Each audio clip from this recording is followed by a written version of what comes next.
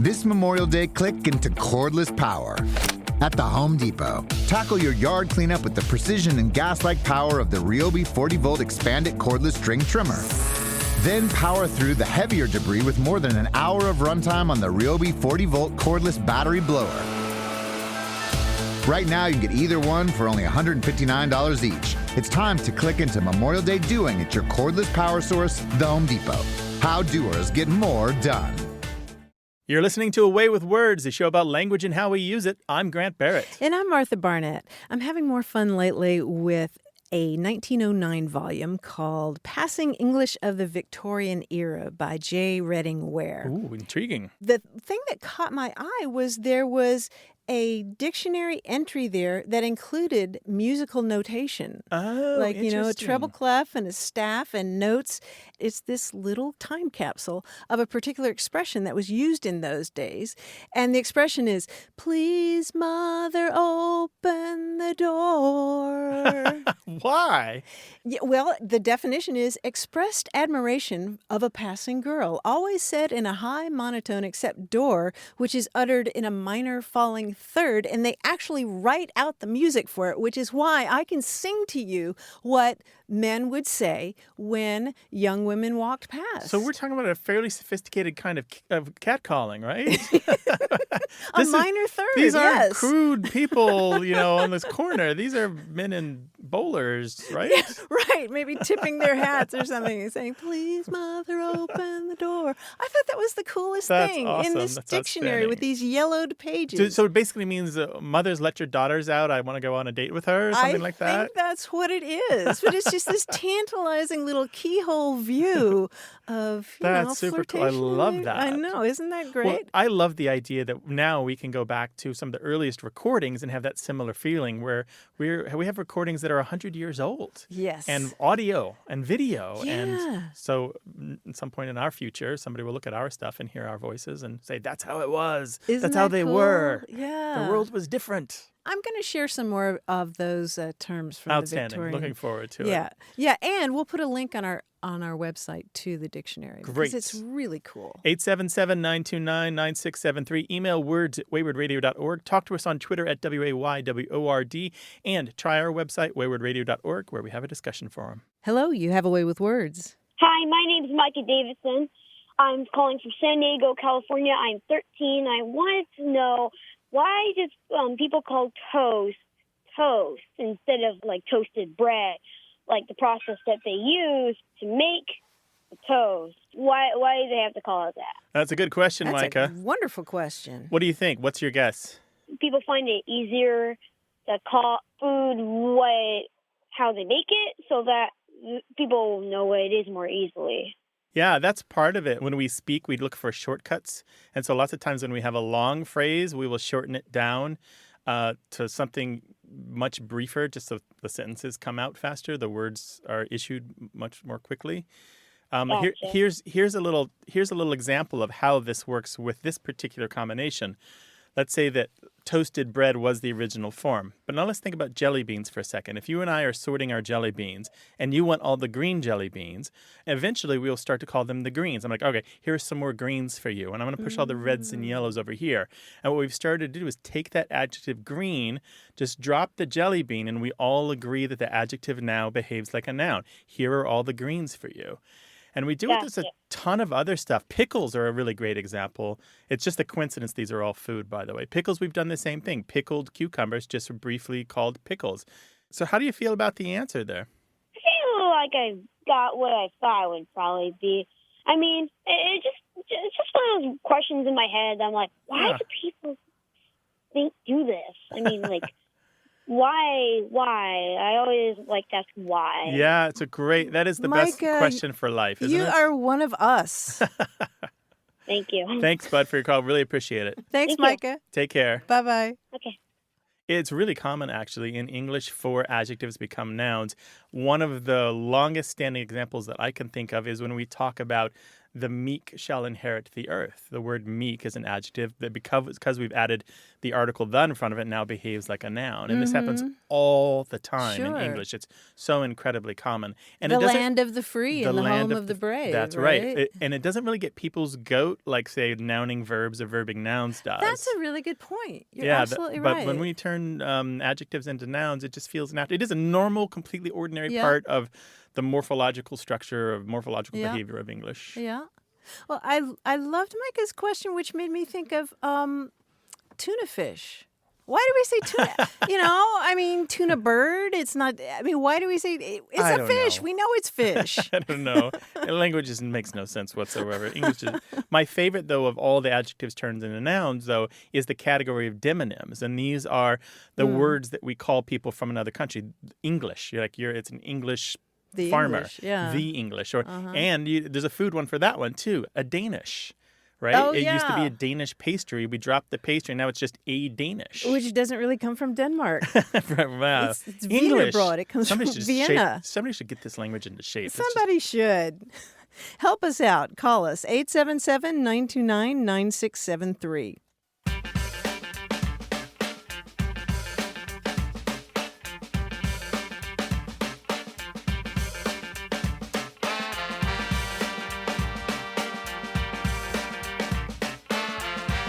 I was reading a book by Judy King called Living at Lake Chapala, and it's about the expat community in southern Mexico.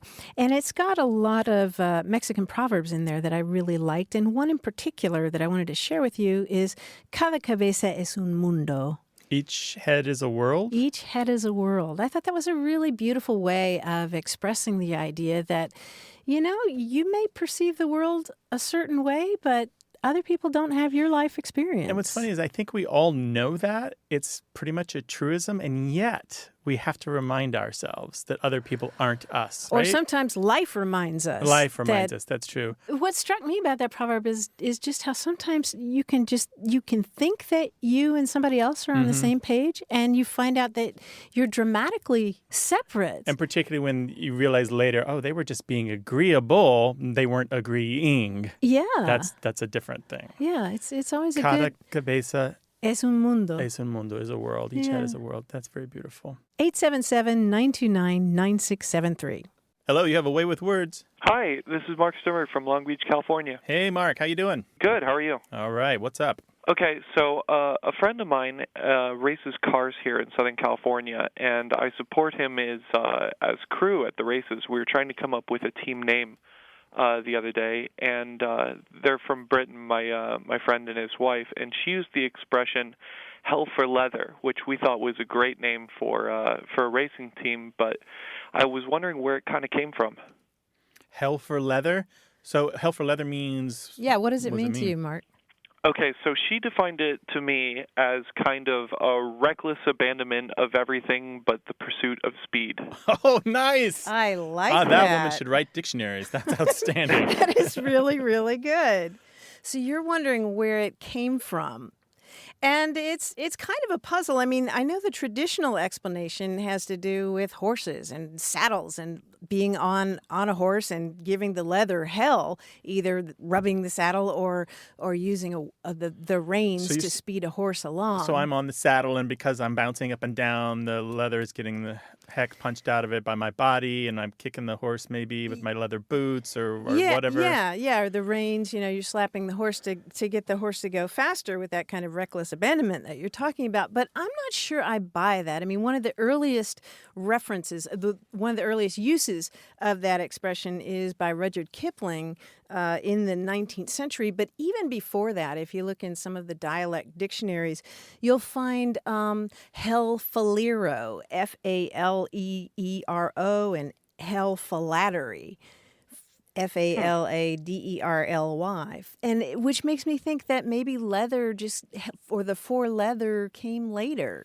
So the original ones were some kind of nonsense that maybe were just interpreted into regular English words. I mean, there are lots of variations of this, and the thing that's consistent again and again and again is the hell. But you see hell for leather, hell for election even, which is a weird one.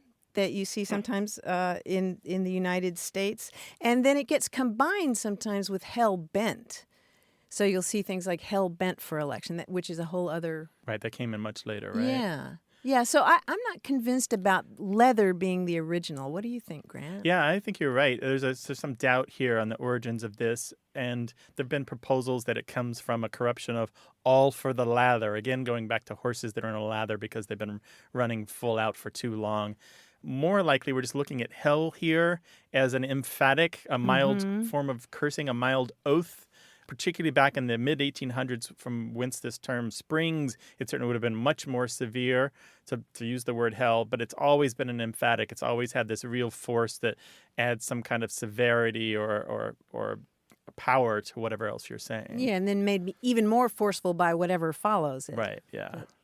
Yeah. How's that sound, Mark? It sounds good. Sounds like it still works for a racing team It's name. a great team name, Yeah. and I can see that on the back of some cool leather jackets.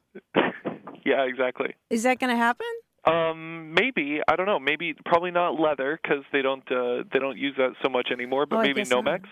Okay, sure, yeah, but you got to have flames in there somewhere, right? Absolutely. Yeah, we'll have to get a graphic designer on that. Oh, that'd be nice. Send us a picture when it goes live. All right.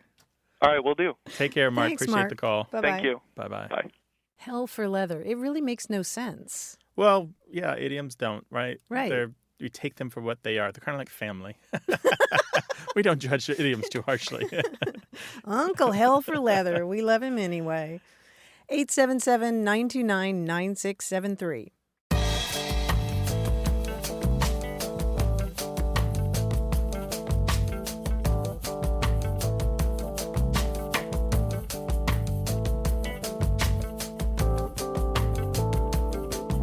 On our Facebook group, Stanley Anderson posted a lot of sentences that had a common theme. Let's see if you can guess them. Okay. Here's one of them. Amazingly few discotheques provide jukeboxes. Here's another one. The job requires extra pluck and zeal from every young wage earner. Figured out the commonality Yeah, so yet? these are sentences that have every letter of the alphabet Yes, in them. they're What are they called? pangrams. Panagrams. Pangrams or pangrams. pangrams? We promptly judged antique ivory buckles for the next prize.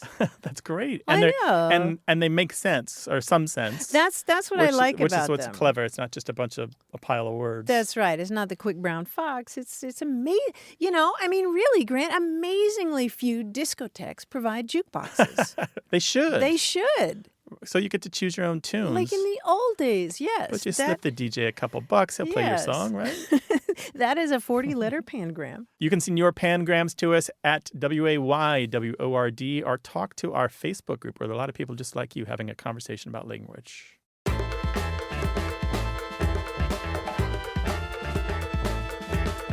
This show is about family, history, and culture all wrapped up in language. Stay with us.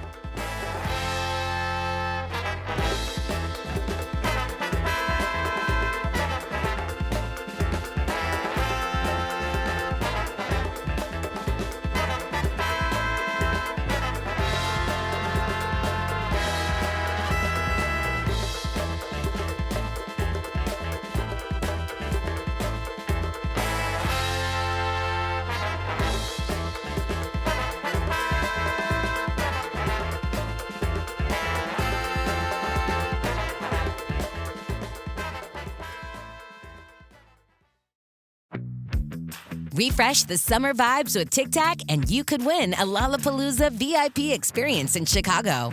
Visit TicTacSummer.com for a chance to win. No purchase necessary. Open to legal residents of 50 U.S. states and D.C. 18 plus. Ends June 30th, 2024. Void in PR and where prohibited. See TicTacSummer.com for rules and free entry without UPC. You're listening to Away with Words, the show about language and how we use it. I'm Martha Barnett. And I'm Grant Barrett, and we're joined by our quiz guy, John Chinesky. Hi, John. Hey, Martha and Grant. So good to see you again. How are you? I have a nice little quiz for you. You know what? I got it in my head to write a movie for the three of us. Wow. Yeah, a script. Road trip. Road trip, let's do it. It's heavily based on a film I saw with my kids. I'm not working for scale again. Well, it's funny you should mention working for scale. It's called Finding Wordy. It's about a couple of word experts who journey around the ocean looking for just the right word. In the process, we, of course, come across anagrams and all sorts of other interesting things. For example, the movie starts with our protagonists remembering a 9-letter word for a scene that takes place in the past. That's a Flashback?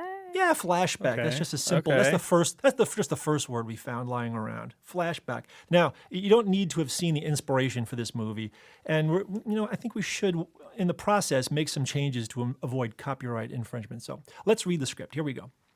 Well, now we open on our home, which is within a sea animal named for a flower. Now, all I can recall is that its name actually means daughter of the wind. Anemone. A sea anemone. Very good. Then we call on the assistance of a hard-shelled reptile named Crash. Yeah, that's it. He's not a tortoise, not a turtle, but a specific kind of turtle that's semi-aquatic and lives in brackish or swampy water. It still starts with a T. I can't remember. What is it? Terrapin. Terrapin. That's it. Now I yeah. remember. It's a terrapin. Then we end up sequestered from other travelers and finding a word that comes from the Venetian dialect form of an Italian phrase that means 40 days. Quarantined. Yes, quarantine. Do you know the Italian, by the way?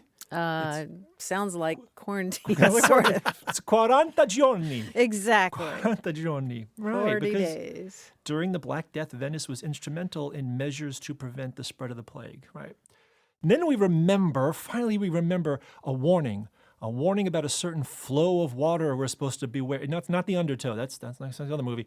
It's strong and localized narrow currents that occur at certain locations along the coast. Not the undertow, it's different. What is it? Not the riptide? It is. It's technically rip current. Very Rip good. current. Yeah. Yes. See, now in the original movie, the protagonist is a blue tang, but in our movie, let's see. Oh, I see. We get assistance from a big, friendly, fictional creature that's tang plus another letter rearranged. Orangutan? A giant gnat? Oh, no. What? The word giant is all I need. Yes, Oh. very good. Oh, a giant. Okay. Yeah, a big, friendly Well, no, that's another movie, too. We can't go there either. Okay. Let's get back to our script. It seems we're getting a little verbose, long-winded, prolix, lengthy, protracted, loquacious, rambling, periphrastic, or...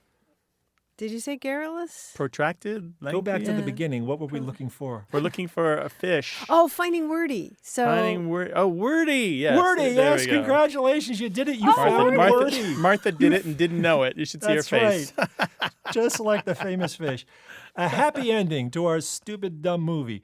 Anyway, thank you, guys. That was great. I'll see you John, at the thanks, premiere. man. That was the goofiest thing I've done in a long time. I know. Take care now. Bye-bye. Bye. This is a show about words, language, culture, family, and really bad puns. Martha loves them. 877-929-9673. Hit us up on Twitter at WAYWORD. Hello, you have a way with words. Hi, Martha. Hi, Grant. This is Rachel from Clifton Park, New York. Hi, Rachel. Welcome to the show. hey, Rachel, what's going on? Thanks. Well, I have a question. This question came up when I was traveling with a friend in Mexico, and we were staying at a youth hostel, and she was going to tell me a story about a conversation she had with another girl in the hostel.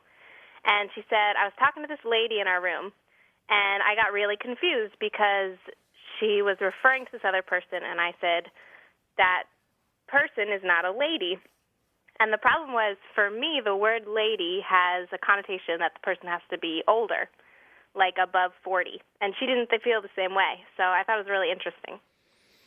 That is. And you referred to her as a girl just now. A girl. How old is or she? a woman, maybe. She was like 25.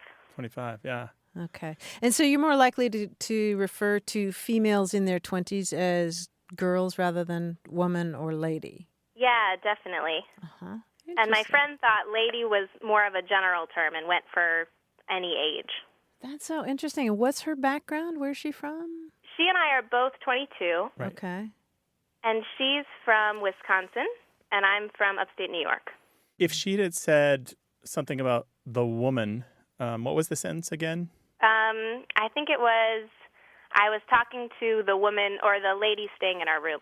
If she had said I was talking to the woman staying in our room, would that have automatically had an age denominator on it? For me, that sounds good. I think woman would have been more appropriate. Mm-hmm.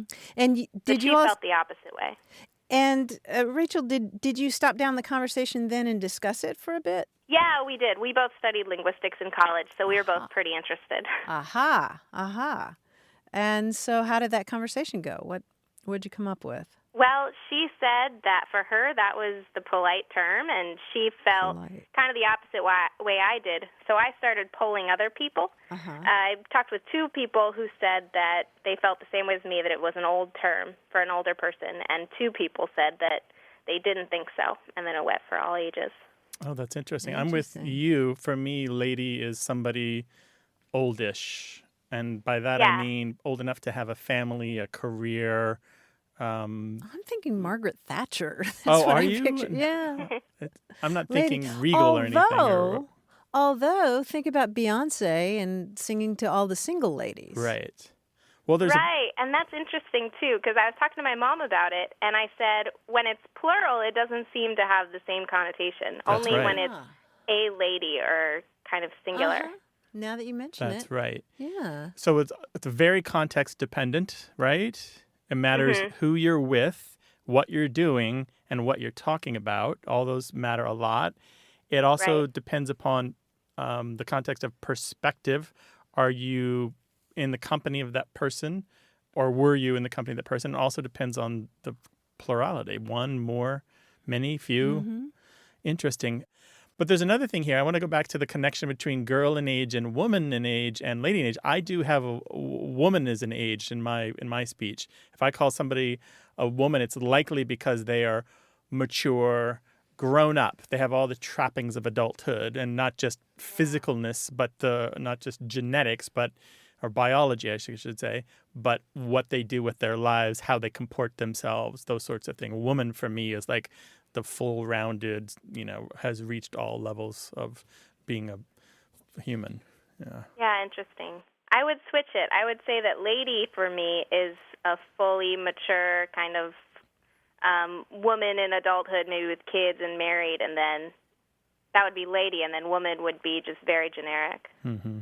But it matters too. I guess the one thing I left out of my context was a man talking about women is very different than women talking about women. I wonder if a man could have called her a lady and if it would have felt the same. Well, and also I'm curious, I mean, you seem comfortable, and a lot of people in their 20s I know seem comfortable referring to women as girls, which is somewhat offensive to some older women who grew up in the feminist movement. But I have a lot of friends in their 20s who for whom that is perfectly comfortable. But I wonder, do they refer to male people as boys? What's your experience with that? Yeah, I wouldn't. Guys, I think, is the better generic term. Boys seems very condescending. Yeah, isn't that funny? I was talking with a young man in his 20s the other day, and he mentioned this girl, and I know he didn't mean it offensively, but I'm betting that she wouldn't call him a boy. Right. So girl has kind of crept up to reach well into the 20s. Boy is kind of reduced down to, what, teens and younger? Yeah, maybe younger teens, I would say. I wonder if there is a universal term that wouldn't have some markers on it for somebody else misinterpreting it. If there's one term, I mean, you'd think that woman would be that, but I think that woman can be misinterpreted as well. That woman? Yeah, I love that. I love that woman, right? Immediately there's a judgment about that means that she's the subject of some ridicule or some kind of appropriation. Yeah. And ladies is the same thing. Like a single guy walking up to a group of women and saying, "Hey, ladies," is like high on the creep meter, right? Totally.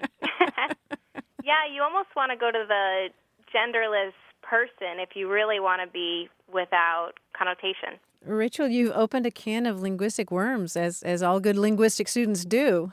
Yeah, I'm really interested to see what people have to say about this. Yes, and we are too. And I'm sure we'll get a ton of email and phone calls about this. You can let us know, 877-929-9673.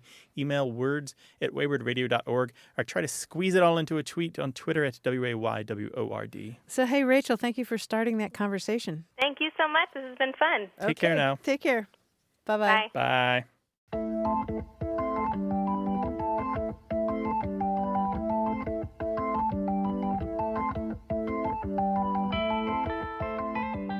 Here's a quotation from Mark Twain I've been thinking about lately.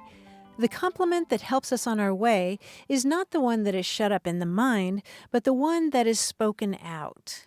I really like that, and I've been thinking about that because of a thing that a lot of my friends are doing on Facebook, and I don't know if it's become viral or if it's just my pals, but people have been posting in their status, comment on this thread and I'll give you a compliment. And, so people just say, what's up? And the person who did the original post gives them a compliment. And it may seem corny, but these have been the most touching threads on Facebook that I've seen in a long time. And people just eat it up because we all like to hear compliments. I like that quite a bit. I really do. And it helps explain the Mark Twain quote, which I wasn't quite getting. But it's when you think something nice about somebody, you should say it because it's better if they hear it. Right. Yeah, that's really good. Because there is a jokiness, like this perpetual need to be funny and a real disavowal of being earnest on social media. Right. Like if you're earnest, you're made fun of. You're belittled. Yep. And that annoys me because I feel that there should be a little more earnestness in social media, a little more like real life. Yes. Like being utterly genuine and not everything doesn't have to be a joke.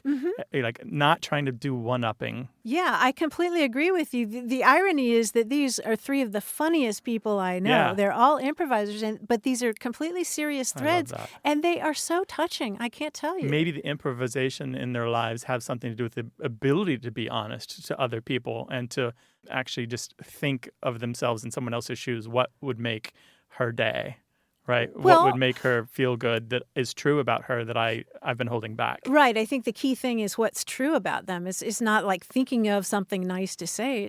If somebody is your friend on Facebook, you must appreciate something about them. True. And I it's agree been with this that. wonderful exercise watching them do it and then watching people react. That's a really good idea. Give someone a compliment today. See what happens. Yeah. And you said that so well, Grant. You said it. You have a way of articulating things that just blows my mind. I am so glad that you were able to find your socks and your shoes today, Martha. Well I have done. another pair just like this one at home. One pair by the front door, one pair by the back door. Yeah, with one of each. Yep.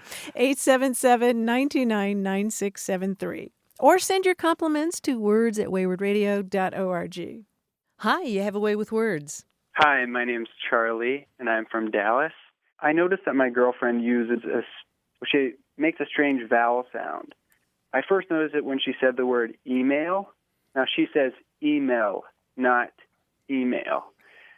She also says tonel, so it's a E-L-L instead of an A-I-L. I especially thought it was funny the other day she was trying to say it was a telltale sign, but she said it's a telltale sign. Telltale sign. I was wondering where that came from. Now, Charlie, you have to tell us where your girlfriend's from. I bet she's from Dallas also. No, I bet she's from, like, Ohio or something. Let's hear it. Well, no, she is from Azle, Texas, which is almost an hour away from Fort Worth. It's semi-rural area. Okay. Does she say, if she goes to McDonald's and decides to order the Happy Meal, does she say the Happy Mill? Or would she go to McDonald's? I might have to test her on that. We don't go to McDonald's that often. That was my question. Well, I'm just looking for what she's got here are some what's called vowel mergers, and these are a standard part of language change across the world, and they've been well chronicled in North America.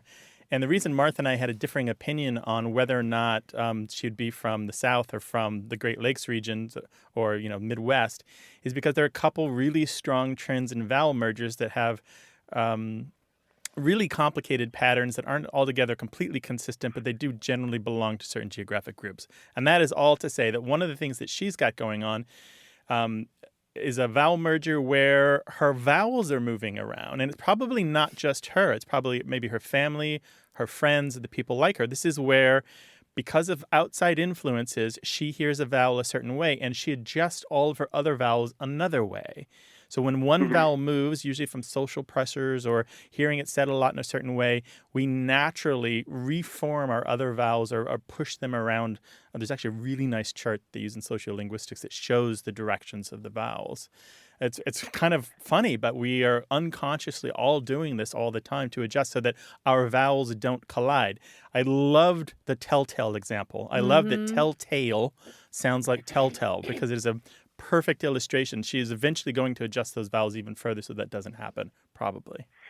Yeah, well, I've given her such a hard time about it that when she said telltale, she knew immediately.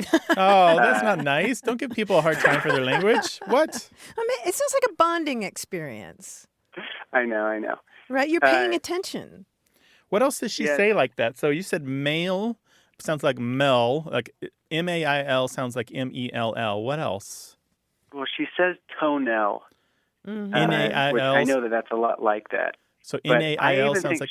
She says pen and pin the same way, but that seems different. Yes, that's the classic. It is actually called the pen-pin merger. Mm-hmm. P-E-N sounds like P-I-N for this whole huge segment, which is basically the American South and most of Texas. It kind of fades away in West Texas. It kind of fades away in the middle of like Missouri and Kentucky and Tennessee. It kind of fades away a little bit above the Carolinas. But basically the whole South consistently has this pen-pin merger. And is that why some people say ink pen?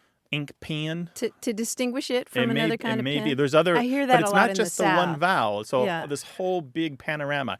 And any individual person may not have all the features of this dialect change, but in the aggregate, if you survey enough people, you will consistently see this throughout the American South. Yeah. Well, I always wondered where it came from because her first language is German, Swiss German. And she does have family from the Midwest.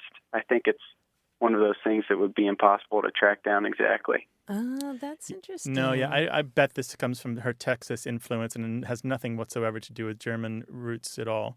Okay. There's probably no chance of that. Anyway, this is all really interesting. The phrase that you want to look for to find out more is vowel merger, V-O-W-E-L-M-E-R-G-E-R, vowel merger.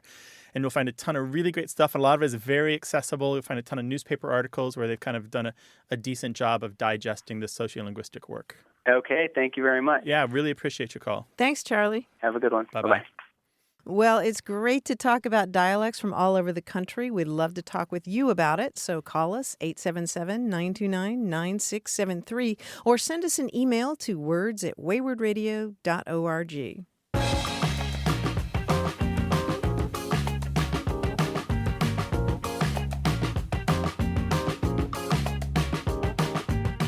Here's a riddle. I exist only when there is light, but direct light kills me. What am I? A shadow? I puzzled over that one for 5 minutes, and I finally clicked through to the answer, but you got it right away. Nice. How did you know that? I don't know. Who knows? I just guessed it. I guess it. I don't know what I was thinking. Okay, 877-929-9673.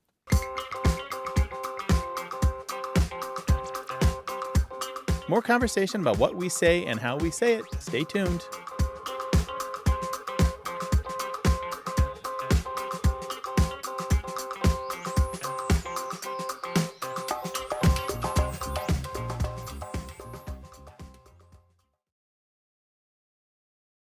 Hey, we've got something special for those of you who love our show but could do without the ads. That's right. Imagine a way with words, the same engaging conversations, the same deep dives into language without advertising interruptions. We're talking about our ad-free podcast feed. It's sleek, clean, and it's just for our supporters. It's at waywardradio.org/ad-free. It's inexpensive, easy to sign up for, and works with all major podcast apps like Apple Podcasts and Spotify.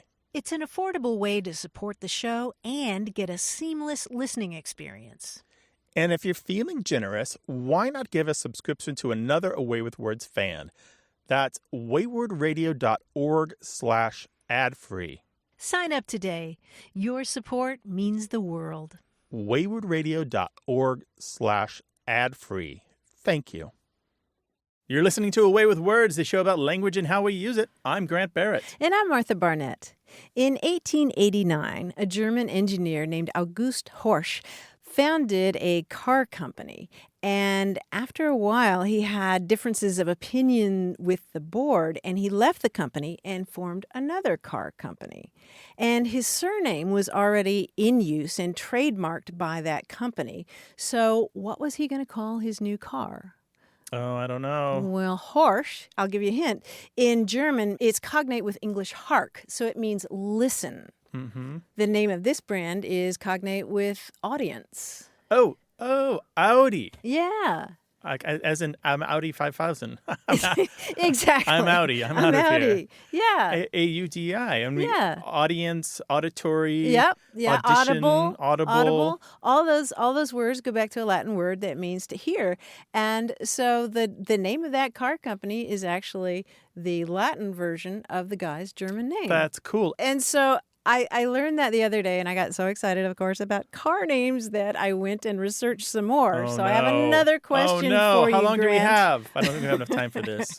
All right. We have Let me enough a time for couple. this one. Okay, what well-known car brand is named for the central deity of Zoroastrianism, the ancient Persian religion? I don't know. Something with a P. No, it starts with an M.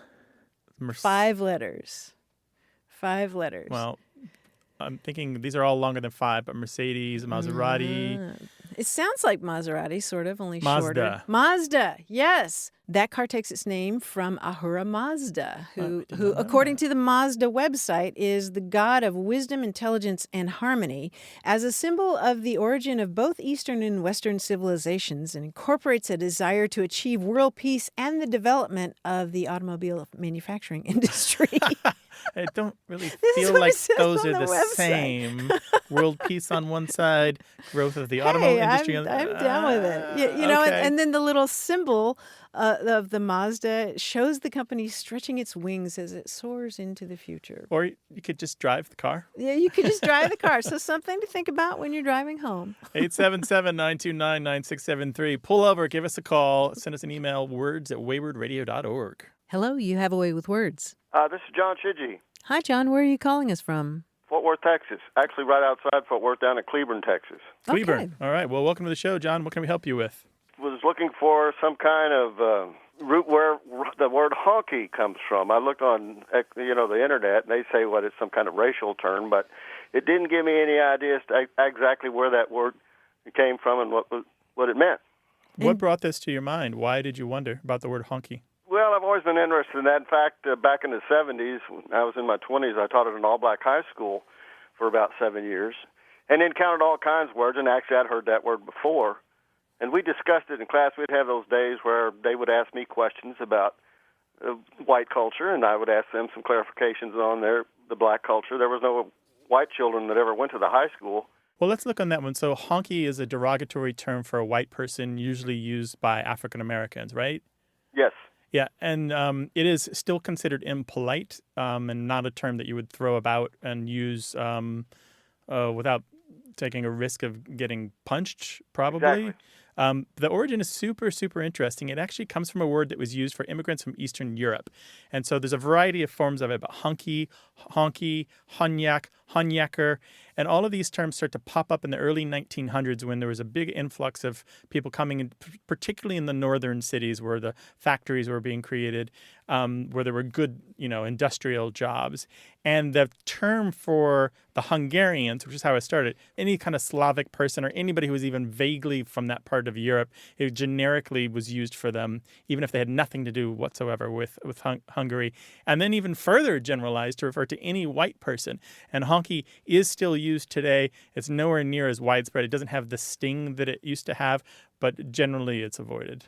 How did your students use it? Well, we actually have a little more interesting and fun discussion about it because we didn't know anything about all that.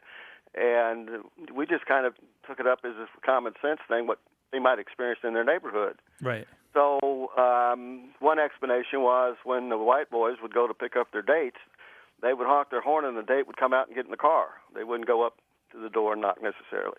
Oh, or when they I would see. be going down the street and they'd see a good-looking gal, they'd honk the horns while she'd be driving their car. Yeah. That was one explanation. Then another might be that they experienced this in the neighborhoods when a white white employers would come through the neighborhood to pick up a maid or a worker or a butler or a musician and would honk the horn for them to come out and get in the car. Yeah, none of those are the origin of the word. I mean, they're fun stories, but they're not true origins of this word. We know this because the word exists before automobiles were widely used in the United States. Well, John, I want to thank you. I know you said you had some other questions. If you want to include those in an email to us, maybe we'll get you on the show another time to talk more about this stuff, all right? All right, fantastic. Thank you. Take care now. Thanks, John. Bye-bye. 877-929-9673. Email words@waywardradio.org.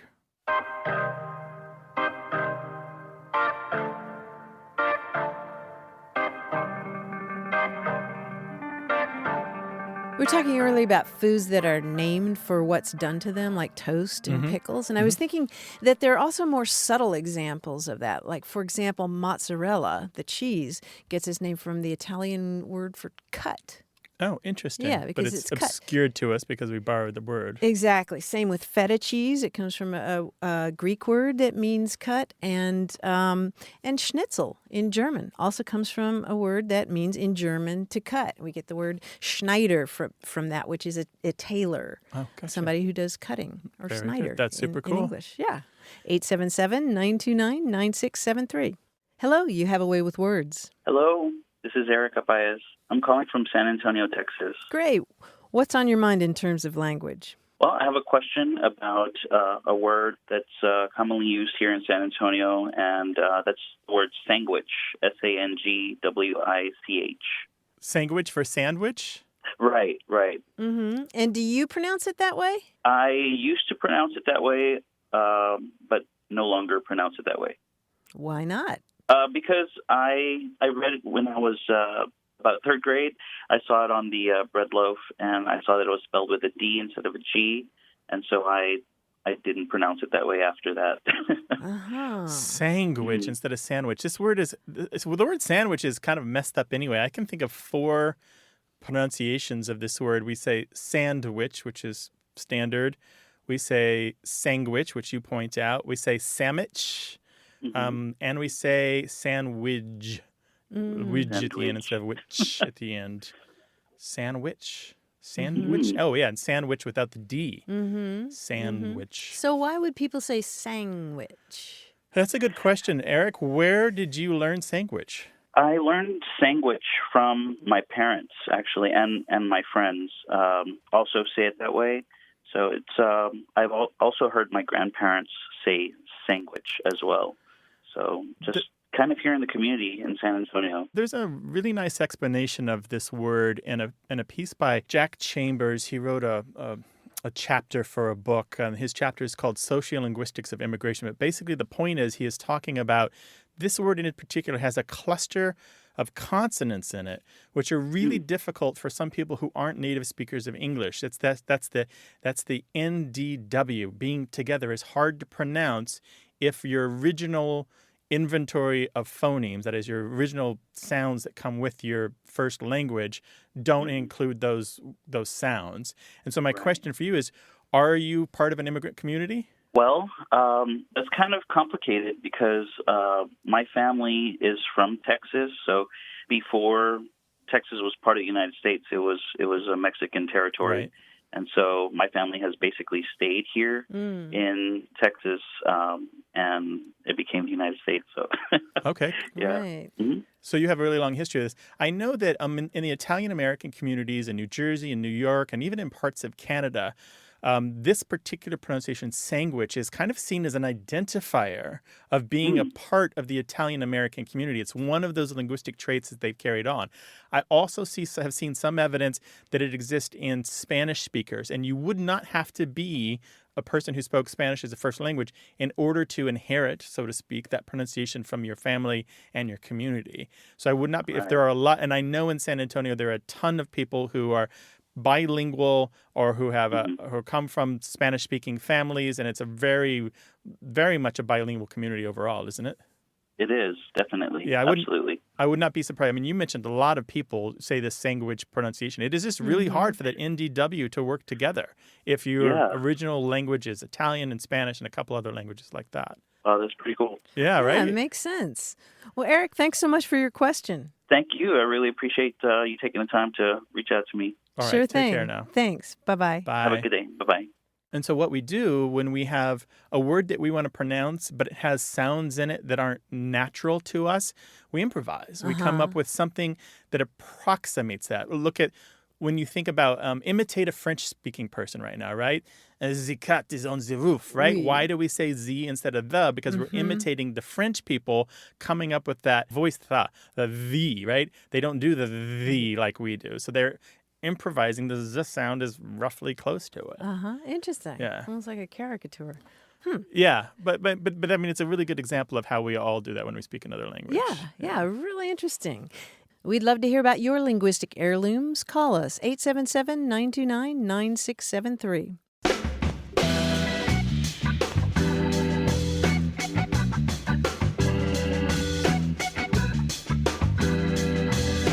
Here's another slang term from the 1909 book, Passing English of the Victorian Era. The term is door knocker. Any idea what a door knocker is? Somebody goes raising funds from door to door. I don't know. Somebody who's got a thick head and you bang it against the door to put some sense into them. Has to do with the head, actually. A door knocker is a ring-shaped beard formed by the cheeks and chin being shaved, leaving a chain of hair under the chin, and upon each side of the mouth, forming with the mustache something like a door knocker. Oh, it's kind of like the chin strap beard. Yes. They still actually wear that in New yes. York, kind of, only it doesn't, there's usually no mustache. It's just a Right. fringe of hair along the jawline. Yes, or baristas in coffee shops, yes. 877-929-9673. Hello, you have a way with words. Hi, my name is Mary. I am calling from Dallas, Texas. Welcome to the show. Well, I was calling because I had a question. Ever since my son was born 9 years ago, my mother, who's from England, has called him Booby as a term of endearment. She says she got this name from her grandparents, but I have not heard anyone anywhere use this expression, and I grew up in Canada with a lot of, English people around. So I was wondering if you had any insight into this. Okay. And does she use it in any particular context, like if he's behaving a certain way, or just all the time? Well, it's not when he's misbehaving, for sure. It's more like to call him at, like, hey, Booby, what's going on?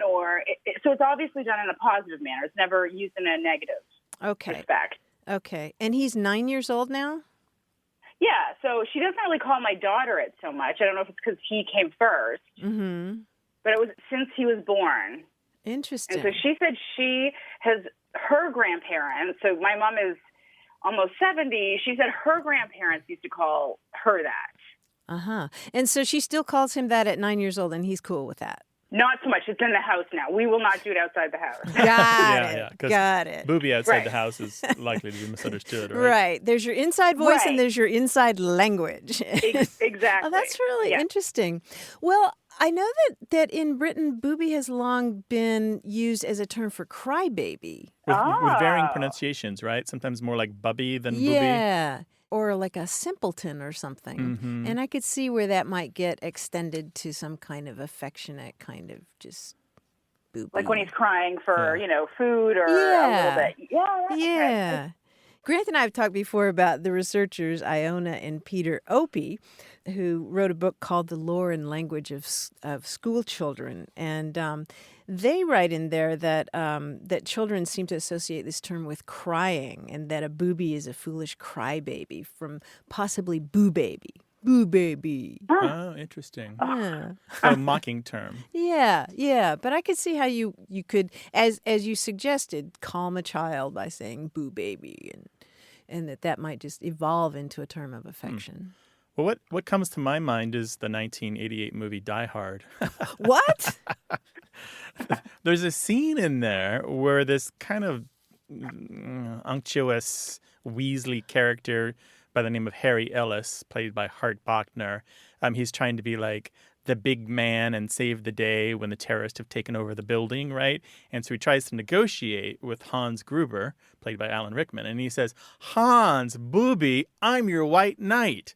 And it's always struck me as super odd, but this is kind of maybe making me think that that's the same word. Oh, that makes me think of the Yiddish. Well, maybe. Bubby. Right. Maybe like for grandmother or Nana. Yeah, that sounds more like that. Yeah, I don't know. Maybe because he's German, he was thinking that that's the way he needed to talk to that guy. But why would he call him that? Yeah. The guy with the guns. Beats me. Anyway, that's for what that's worth, which is maybe very little. But Mary, it's really interesting. I'm not aware of anybody else in this country among the people I know who use booby in that way, though, for kids. Grant, do you know anybody who's ever I've never heard it referred to their before. kids Nope. as that? Huh. Right, and so that's why I found it interesting because I grew up in Canada, had obviously English grandparents around all the time, and English mother would travel to England, and then we moved to the U.S. about 10 years ago, and so in either country I have not heard the expression. Very interesting. Did you ask, though?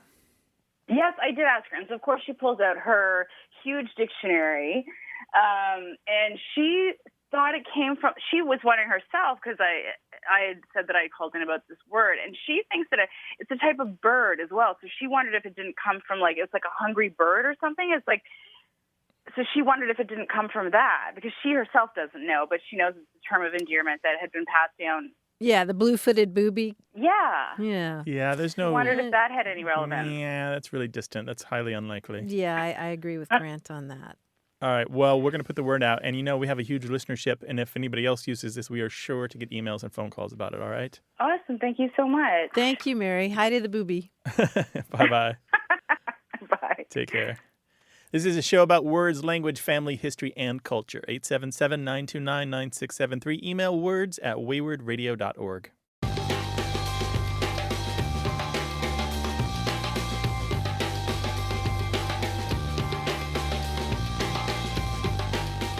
Here's another entry in that 1909 Dictionary of Victorian Slang, Grant. See if you can guess what it means. The entry is, introduce shoemaker to tailor. Can you imagine what that means? Introduce shoemaker to tailor? Mm-hmm. Not sure. What would that mean? I don't know. I don't know what that means. Well, what I love about it is that the definition of it is great, too. It's evasive metaphor for fundamental kicking. Introduce shoemaker to tailor. Kick somebody in the pants. Yes, fundamental kicking. In the fundaments. Yes, you better behave or I'm going to introduce shoemaker to tailor. Butt to buns. Or boot to buns. Yeah, boot to buns. Boot to butt. 877-929-9673. Want more Away with Words? Listen to years of past episodes at waywardradio.org or find the show in any podcast app or on iTunes. Our toll-free line is always open, so leave us a message at 877-929-9673 and we'll take a listen. We love to get your messages at words@waywardradio.org or hit us up on Twitter at WAYWORD and look for us on Facebook. This program would not be possible without you. Grant and I are out to change the way we listen and think about language, and you're making it happen. Thanks also to senior producer Stephanie Levine, director and editor Tim Felton, director Colin Tedeschi, and production assistant Emma Kelman in San Diego. In New York, we thank quiz guy John Chinesky and that master of keeping it real, Paul Ruist at Argo Studios. Away with Words is an independent production of Wayward Inc. From the Recording Arts Center at Studio West in San Diego, I'm Martha Barnett. And I'm Grant Barrett. So long. Bye-bye.